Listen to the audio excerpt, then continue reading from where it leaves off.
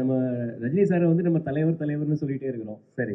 அவருக்கு கூட லீடர் அப்படின்ற டைட்டில் வச்சு அவர் படம் பண்ணல. சரிங்க சார். அண்ட் விஜய் இப்போ அரசியலுக்கு வர்றாரு. சரிங்க. அவர் கூட அந்த லீடர் அப்படின்ற டைட்டில் அவருக்கு கிடைக்கல. சரி. ஆனா இப்போ நீங்க பேசும்போதே தெளிவா சொன்னீங்க, அரசியலுக்கு இதுக்கும் துளி கூட சம்பந்தமே இல்லை அப்படின்னு. அதனால தான் டைட்டில் கிடைச்சிருக்குன்னு நினைக்கிறேன்.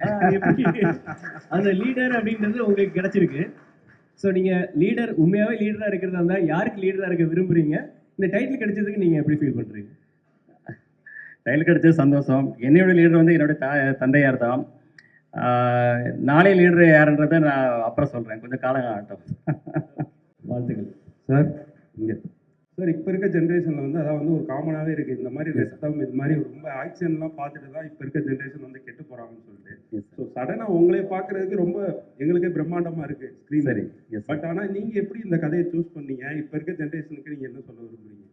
இல்லை, இது வந்து ஜென்ரேஷனில் வந்து வெறும் ஒரு ஆக்ஷனு வெட்டு குத்து அப்படி கிடையாது, பிளட்டு அப்படி கிடையாது. இது வந்து ஒரு எமோஷன் கண்டென்ட்டான ஒரு ஃபிலிமு.